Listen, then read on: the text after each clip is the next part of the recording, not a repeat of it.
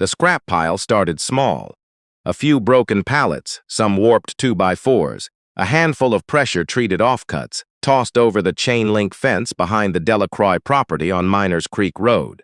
Osei Delacroix was 19 years old the first time it happened, and he remembers standing at the kitchen window watching the forklift operator from Birchwood Reclaimed Lumber, the mill that backed up against their lot, dump a load of splintered cedar like it was the most natural thing in the world. The man didn't even look back. Osei's grandmother, who everyone on that road called Miss Addie, came up behind him with a dish towel over her shoulder and watched too. "Well," she said, after a long moment, "somebody's gonna have to move that." She meant him. He moved it. He stacked it along the fence line, tied it down with orange twine, and forgot about it. That was the summer of 2009, and Miners Creek Road was the kind of place where you learned early on that complaining to anyone in a position of authority was an act of faith that rarely paid off. The mill had been there since before Osei was born. His grandmother had been there before the mill. Nobody at Birchwood Reclaimed Lumber was going to lose sleep over a few boards. What nobody expected, not Osei, not Miss Addie, not the forklift operator, and certainly not the mill's property manager, a man named Dale Coburn who wore the same beige jacket every day and spoke to the Delacroix family roughly twice a year, both times to remind them about easement boundaries, was that the dumping would continue for 11 years. 11 years. By the time Osei was 30, the fence line looked like a lumber yard had been swallowed by a forest and slowly digested. There were stacks of white oak with the bark still on, twisted pine planks black at the edges with old mill grease, cedar shakes that had warped into gentle curves, chunks of reclaimed barnboard hauled in from God knows where that smelled like decades. There were pieces Osei didn't have names for back then. He'd had to learn those names himself from library books and YouTube tutorials, and eventually from a retired finishing carpenter named Hector Fenn, who lived 40 minutes up the highway and took pity on him one afternoon at a lumber trade show in Sudbury. Hector Fenn looked at the photographs on Osei's phone for a long time. Then he looked up. "You've been sitting on this," Hector said. "I've been living next to it," Osei said. Hector handed the phone back. "Same thing. The early years weren't romantic. Let's be clear about that, because stories like Osei's tend to get smoothed out and polished up until they sound inevitable, like the universe was simply waiting for the right young man to arrive at the right fence line. It wasn't like that. The first several years were just inconvenience and low-grade frustration and the particular exhaustion that comes from living with a problem you don't know how to solve. Miss Addie died in 2013, and when she did, Osei inherited the property, the house, the lot, the fence, and everything piled against it. He was 23, working warehouse shifts at a distribution center outside of Espanola, driving 40 minutes each way in a truck that he had to park 3 blocks from his workplace, because the transmission slipped if he turned the wheel too hard to the left. He was not in a position to be visionary. He was in a position to be tired. For about 8 months after the funeral, he barely touched the wood.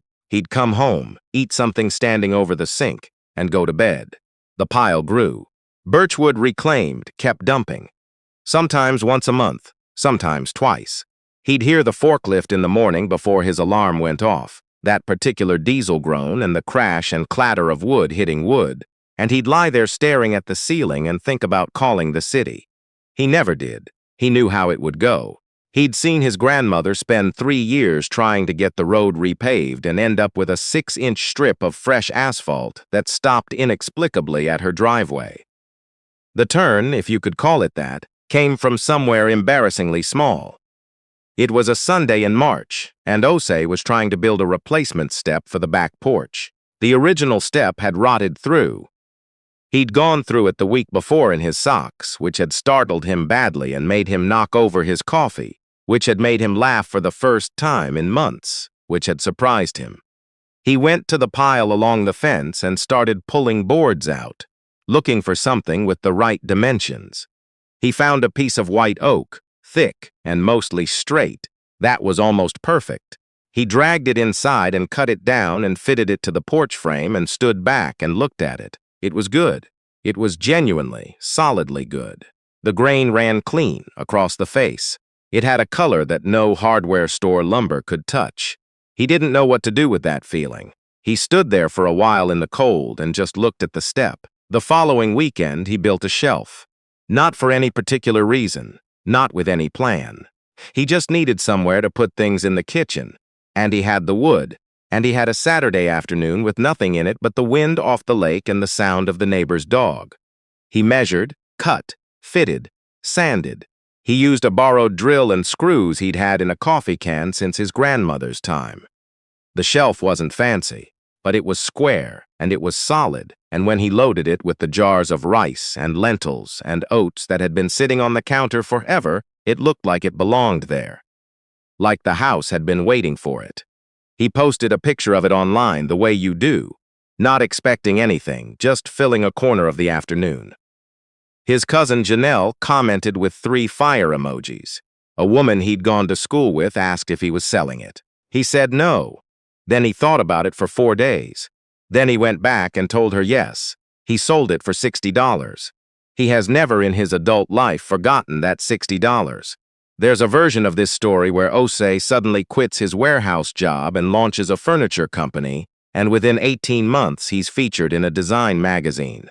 That version is a lie, and Osei would be the first person to tell you so. What actually happened was slower and messier, and involved more than a few pieces that he built badly, and had to take apart and start over, and at least 2 periods where he stopped entirely for months because life required it. But the thread was there. Once he'd picked it up, he didn't quite let it go. By the time he was 25, he was selling small pieces, shelves, side tables, a few cutting boards, one very nice bench that took him 3 weeks and sold in 40 minutes to a woman in Sudbury, who drove out herself to pick it up and kept stopping to run her hands over the oak. He'd started studying wood more seriously by then, going back to Hector Fenn every few months with questions and lumber samples, learning to read grain and figure and moisture content. He learned which pieces in the pile were worth keeping and which had rotted through in ways that weren't visible from the outside. He got better at knowing the difference. He also started documenting. He'd take photographs of pieces before and after. He wrote down what he'd used, how he'd cut it, what had worked. He wasn't keeping a journal exactly. He wasn't that kind of person. But he was keeping records, and that mattered later. Birchwood Reclaimed Lumber kept dumping.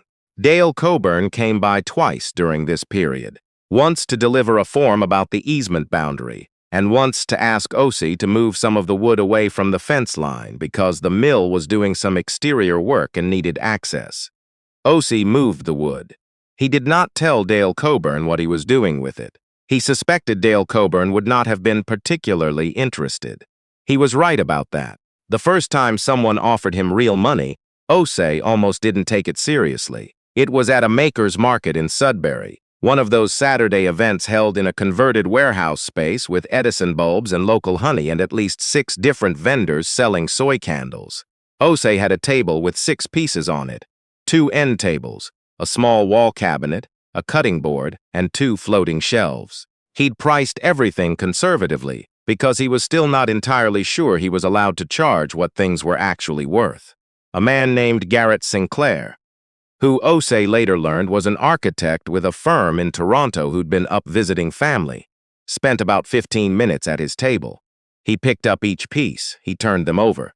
He looked at the joinery. He asked where the wood came from. Osei told him. Garrett Sinclair put down the cutting board he'd been holding. "You're telling me all of this came from scrap, reclaimed material?" "Yeah, from where?" "The mill behind my grandmother's house." Garrett looked at the 2 end tables for a while. "These are white oak and some eastern cedar. The cabinet's got a bit of pine in the frame, but the face is oak." "How much for the tables?" Osei had priced them at $350 each. He said so. Garrett Sinclair looked at him for a moment in a way that Osei did not immediately know how to interpret. "I want to buy both," he said. "But I want to pay you properly. Can I pay you $900 for the pair?"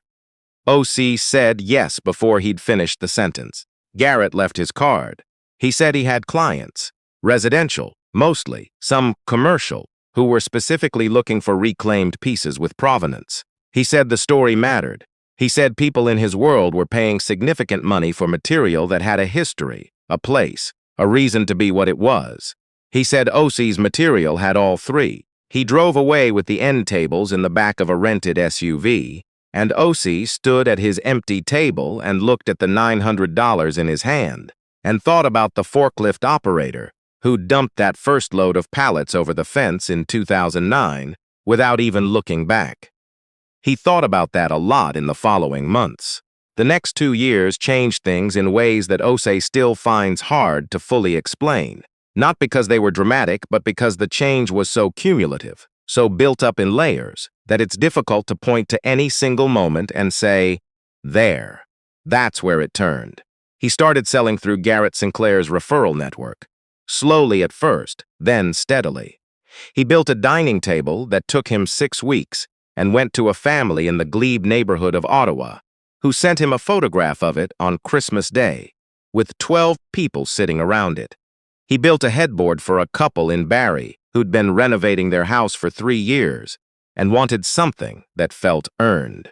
He built a reception desk for a small dental office in North Bay, whose owner had been in the same Maker's Market line as Garrett Sinclair and had taken Osei's card even though she'd never used it. And then one day she'd picked it up off her corkboard and called. Each piece had the same origin story. The pile along the fence on Miners Creek Road. He'd started a small website by then. Nothing elaborate, just photographs and a contact form and a paragraph that explained where the wood came from. The paragraph was factual and short, and he'd rewritten it maybe 30 times before he posted it.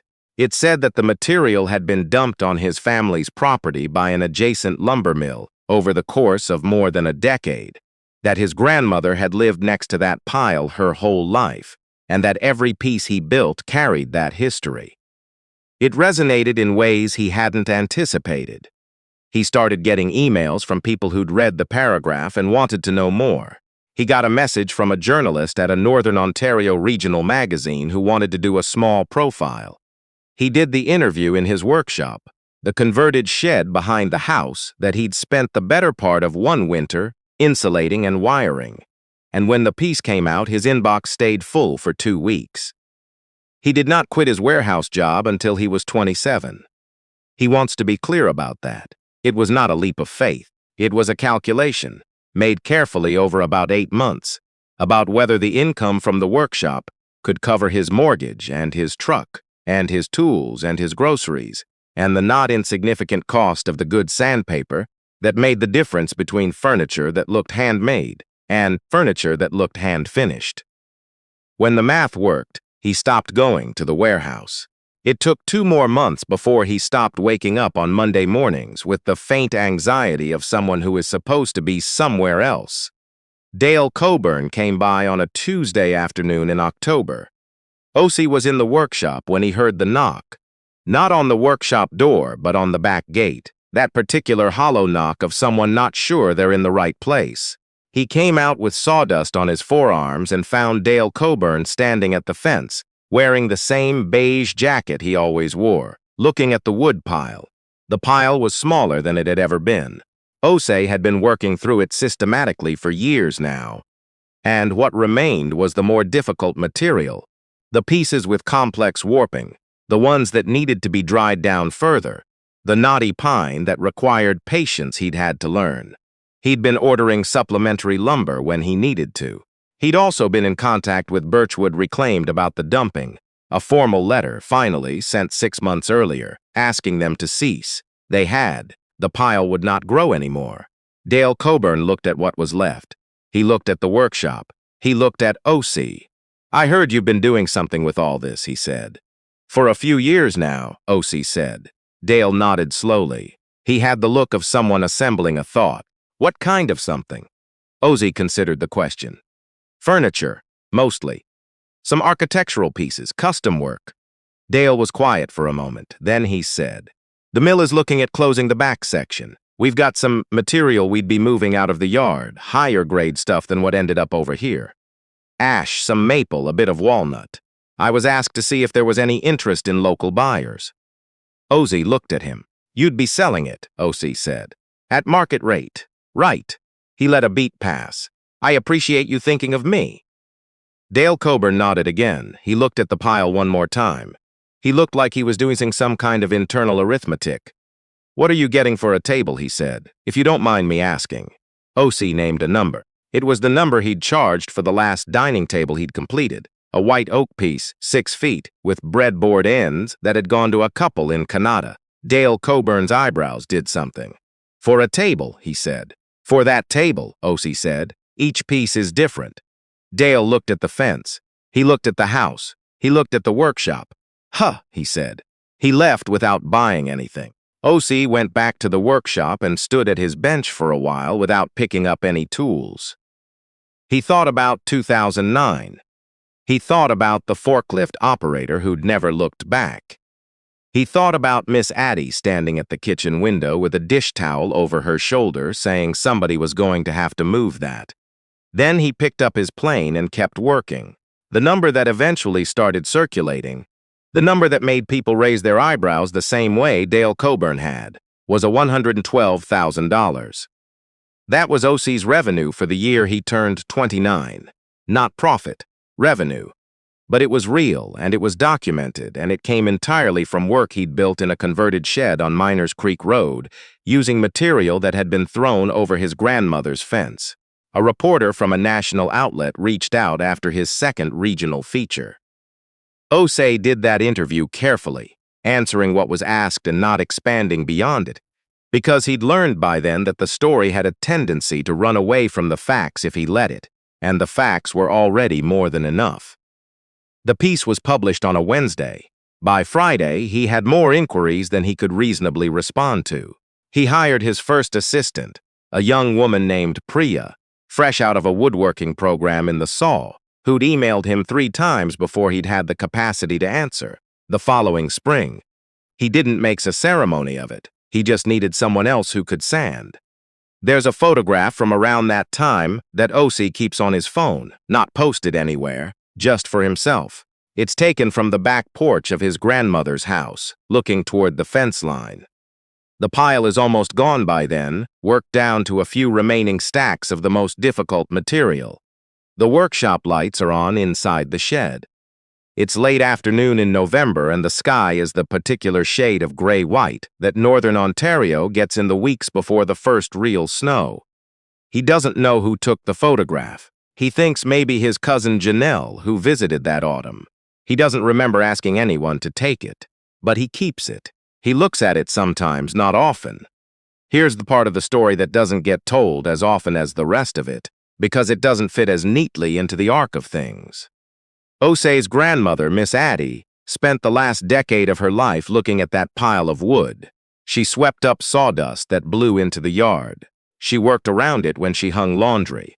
She told the story of how it started to anyone who asked, with a certain dry precision that was entirely her own. She never once told Osei what to do with it.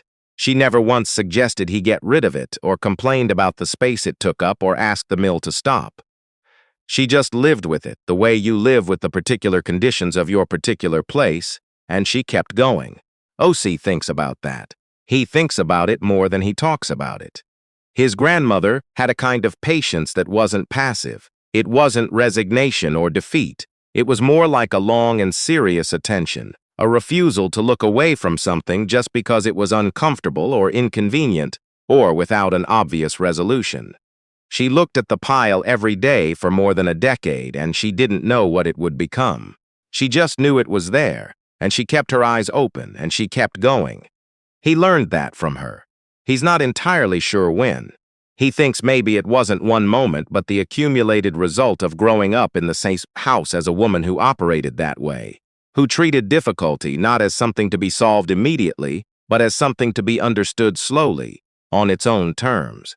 He still lives on Miners Creek Road. He's put some money into the house, new windows, the roof, the porch, with the step that he replaced in March of 2014, and which is still solid and still there. The workshop has expanded into what was the garage. He's thinking about adding a second floor. The fence line is clear now. The pile is gone, worked into tables and shelves and cabinets and desks and headboards and a set of kitchen cabinet doors that took him the better part of a month, and which he is quietly proud of in a way that he doesn't know how to fully explain. There are pieces of Miss Addie's fence-line wood in homes and offices across Ontario. Some of it has ended up in Quebec, in Nova Scotia, in British Columbia. One piece, a small side table, white oak, that he built in the early years before he had good tools, is in a house in Newfoundland, owned by a retired schoolteacher who found it through a friend of a friend and drove 4 hours to pick it up in person. He likes knowing where it all went. He likes that it's out in the world, in rooms where people eat and sleep and work and live. He likes that it didn't stay a pile. There's something worth saying here, directly. There's a temptation, when you hear a story like this one, to reach for a clean lesson. To say all you need is patience or the right opportunity is already in front of you, or see the value in what others discard. Those things aren't wrong, exactly, but they make it sound easier than it is, and simpler than it is, and they leave out the part where Osei Delacroix worked a warehouse job for 8 years while building furniture on weekends in a cold shed. And the part where he buried his grandmother and went 8 months barely touching the wood, and the part where the $60 from that first shelf mattered to him in a way that was partly economic and partly something else. Something harder to name, some confirmation that the thing he'd made had a place in the world outside of himself. Miss Addie didn't know what the pile would become. Osei didn't know either, not for a long time. What he knew was how to keep going, and how to pay attention, and how to tell the difference between wood that had something left in it and wood that was finished. That turned out to be enough.